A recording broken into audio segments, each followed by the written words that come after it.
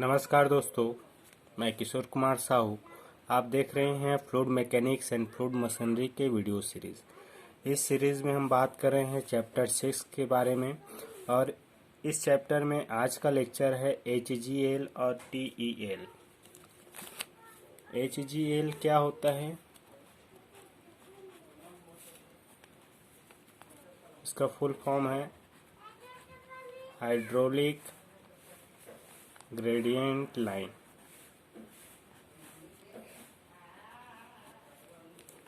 द्रवी ढाल रेखा। ठीक है, तो ये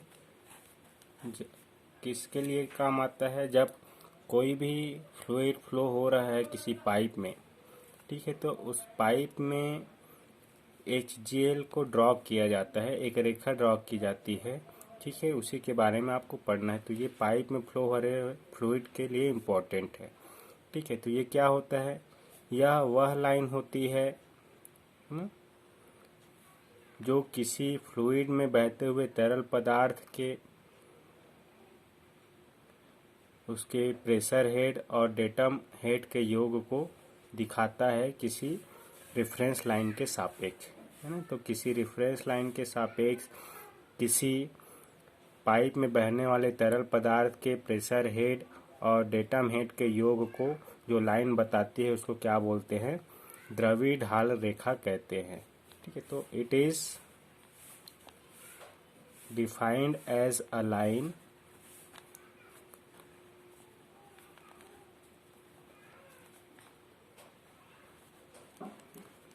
which gives the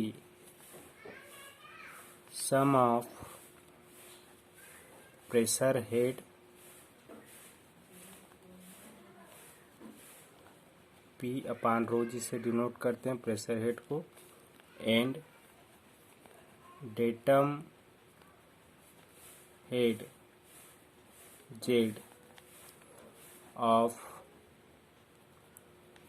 flowing fluid in a pipe with respect to a reference line। किसी रेफरेंस लाइन आधार लाइन के सापेक्ष प्रेशर हेड और डेटम हेड का योग को जो लाइन दर्शाती है उसको द्रवी ढाल रेखा कहते हैं। ठीक है, आगे इसको एग्जाम्पल के साथ हम लोग समझेंगे, इम्पॉर्टेंट है। और यहाँ पे जो लाइन हम लोग ड्रॉ करते हैं HGL, उसके रेफरेंस लाइन किसको लिया जाता है ना? पाइप का जो सेंटर लाइन होता है उसी को हम लोग रेफरेंस लाइन लेके सॉल्व करते हैं, उसके पैरेलल सॉल्व किया जाता है। ठीक है, दूसरी जो लाइन है वो है TEL। इसका फुल फॉर्म होता है total energy line.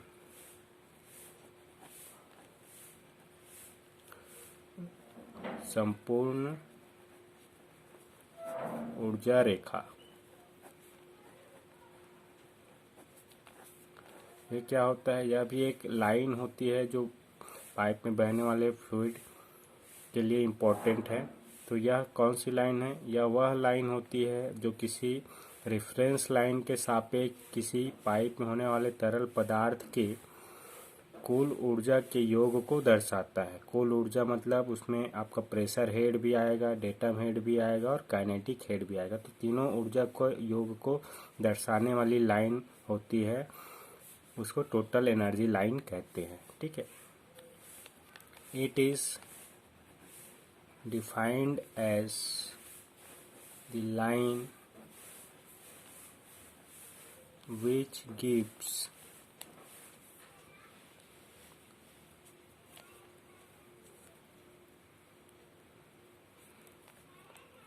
the sum of pressure head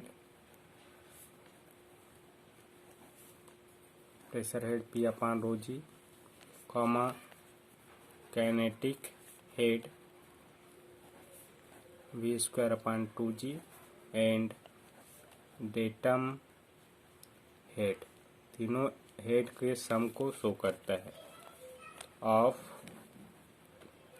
flowing fluid in pipe with respect to reference line। Common reference line होता है, उसी लाइन के रेस्पेक्ट में तीनों का योग हम लोग शो करते हैं इस लाइन में। ठीक है, तो यहाँ पे भी पाइप का जो सेंटर होता है उसके रेस्पेक्ट में ही ये लाइन जो है ड्रॉ की जाती है। ठीक है, तो दोनों इम्पॉर्टेंट है किसी भी पाइप के लिए जिसमें फ्लूइड फ्लो हो रहा है। ठीक है, इसको एक एग्जांपल के साथ हम लोग समझेंगे। जैसा कि आपको एक एग्जांपल हम लोग ले लेते हैं। एक पाइप है, टैंक है इस तरीके से,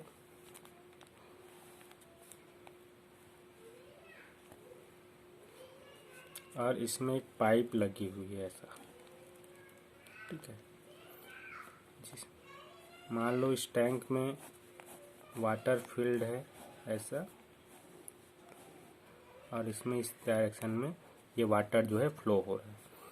पाइप के सेंटर से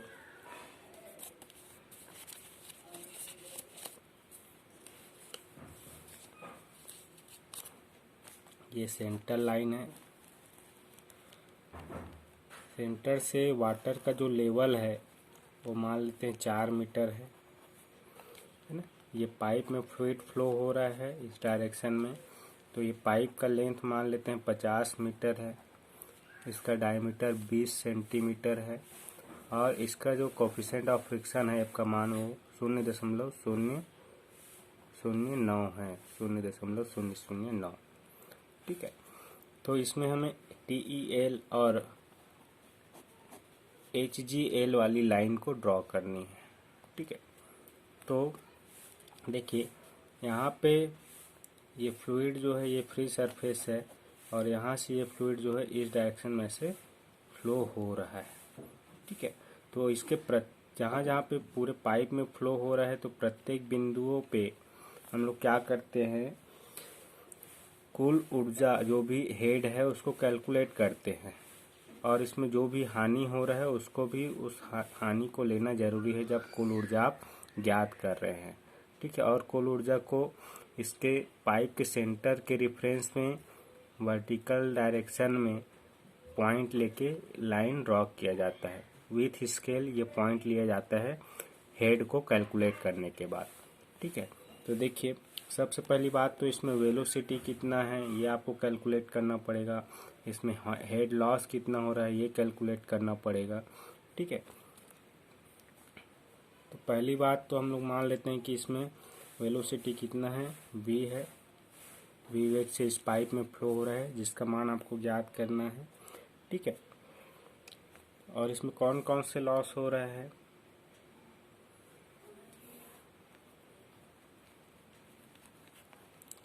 हेड लॉसेस इन पाइप।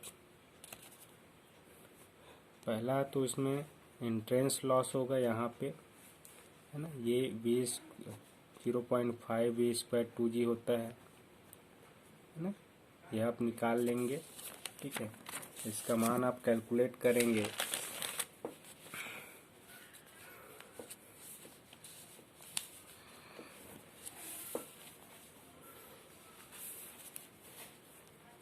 तो ये मान आपको प्राप्त होगा 0.0255 V²। फ्रिक्शन लॉस भी हो रहा है इसमें, डार्सी के समीकरण से 4FLV²2G हो जाएगा, ये होगा 0.459 V², ये 2 लॉस होगा। ठीक है, अब हम लोग वेलोसिटी कैसे निकालेंगे, है ना, तो लास्ट लेक्चर में हमने देखा था ये फ्री सरफेस और इसके एग्जिट पे बर्नौली का इक्वेशन अप्लाई करेंगे। बाई अप्लाइंग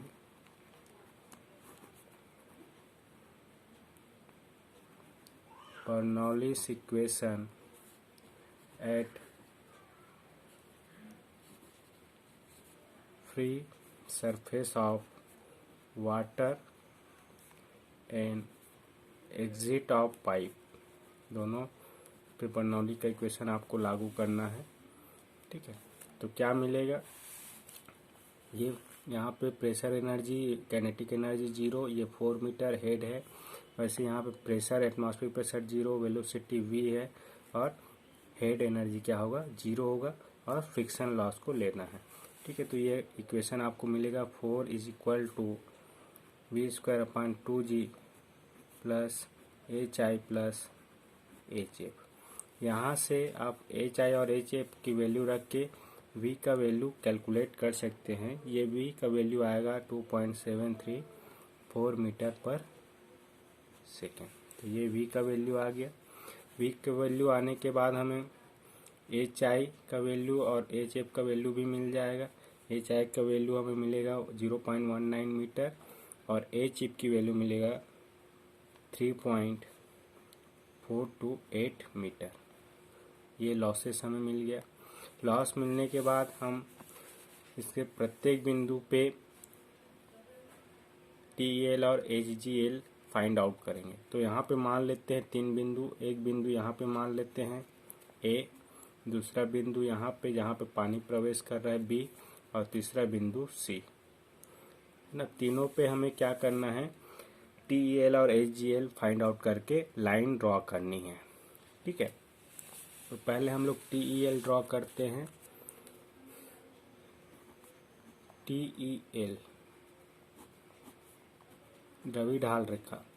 तो इसमें तीनों चीज़ें आती है। क्या क्या चीज़ें आती है, कुल ऊर्जा निकालना है तो डेटम हेड, कैनेटिक हेड और प्रेशर हेड, तीनों हेड को कैलकुलेट करना पड़ेगा। तो at point A total energy क्या हो जाएगा, देख लीजिए यहाँ पे सेंट्रल रेफरेंस लाइन लेना है। सेंटर ऑफ पाइप के रेफरेंस लाइन लेके कैलकुलेट करना है। यहाँ से प्रेशर हेड क्या होगा, ये 0 होगा क्योंकि एटमॉस्फेरिक प्रेशर पे है। वेलोसिटी 0 है इसलिए काइनेटिक हेड भी 0, और डेटम हेड यहाँ से 4 मीटर है तो केवल डेटम हेड आएगा। तो यहाँ पे टोटल एनर्जी एट पॉइंट क्या हो जाएगा, 4 मीटर होगा। प्रेशर और काइनेटिक हेड 0 होगा, वहाँ पे डेटम हेड का वैल्यू रहेगा। अब एट पॉइंट बी आते हैं। टोटल एनर्जी क्या होगा, है ना। जब वाटर यहाँ से फ्लो हो रहा है तो बी पे क्या इंट्रेंस लॉस होगा। तो जो टोटल एनर्जी ए पे था उसमें इंट्रेंस लॉस को आप माइनस करेंगे तो यहाँ पे टोटल एनर्जी मिल जाएगा, है ना।